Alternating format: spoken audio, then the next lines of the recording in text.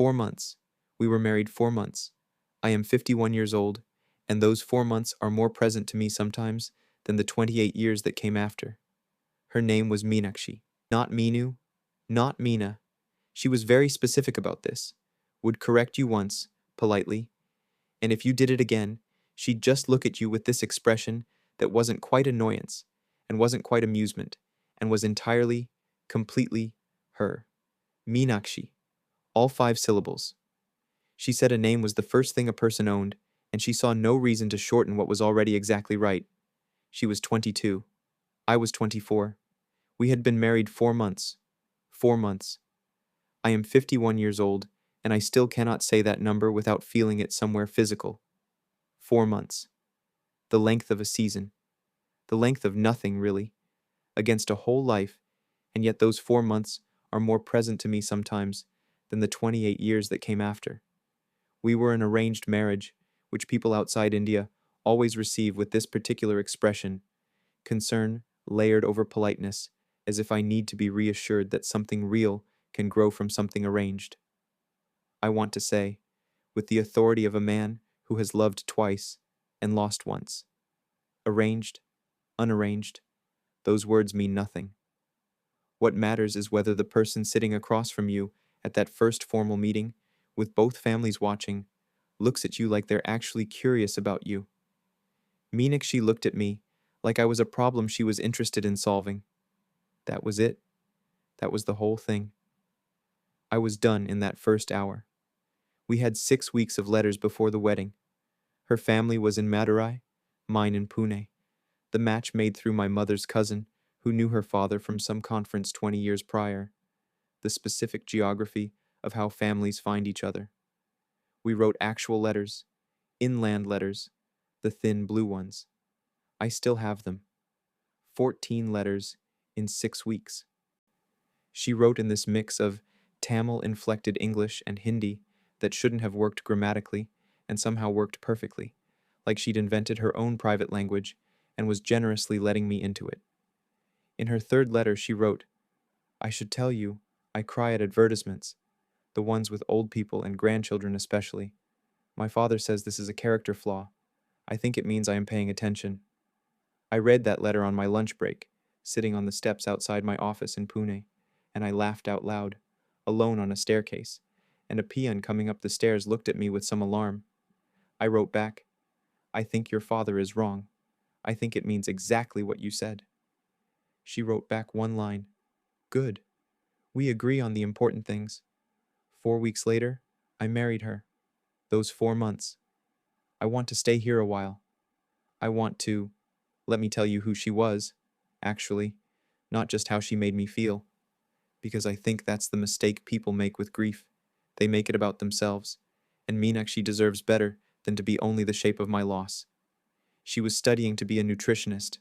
She had strong opinions about the specific brand of pressure cooker that a kitchen required, and would argue this point with a conviction usually reserved for politics. She prayed every morning, not performatively, genuinely. I'd wake up sometimes and find her already at the small tulsi plant she'd brought from her mother's house and placed on the windowsill, just standing there, quiet, and the morning light in our small Pune flat would catch the side of her face, and I would stand in the doorway like an idiot because I couldn't move. She had a laugh that started in her eyes about 3 seconds before it reached her mouth. If you were watching, and I was always watching, you could see it coming.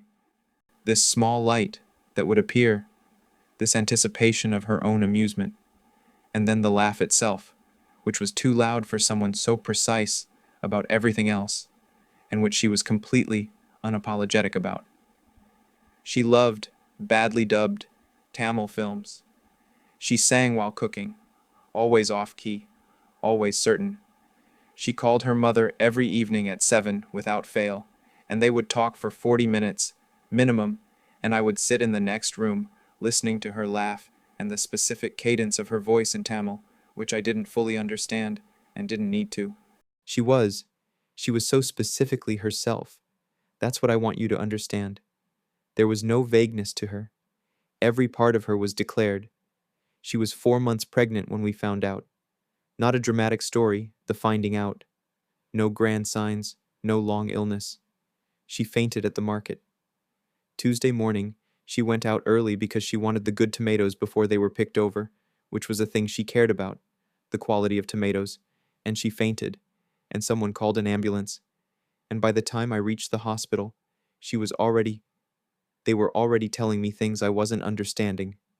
A brain aneurysm, undetected, the kind that sits quietly in a person for years, waiting, not malicious, just present.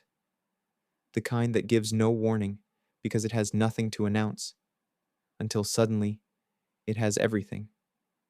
She was 22 years old. She was 22 years old, and she had opinions about pressure cookers, and she cried at advertisements, and she was 4 months carrying our child. We lost that too, which is a separate grief that lives inside the larger one, a room within a room, and on a Tuesday morning over tomatoes. And that's it. That's where the story breaks. I am 51. I remarried 12 years later, which felt both too soon to everyone around me and like an eternity from the inside. Her name is Sunita, and she knows. She has always known. She knew before she said yes, that there is a room in me she will never fully enter, and she chose me anyway, which is its own kind of love, maybe the braver kind. We have a daughter. She is 13, and she has my mother's nose and Sunita's stubbornness, and she is the most ordinary miracle I know. I have a good life. I want to say this clearly. I have warmth and food and someone who reaches for my hand in the dark and a daughter who still, barely still, thinks I'm funny. I am not a man hollowed out by loss.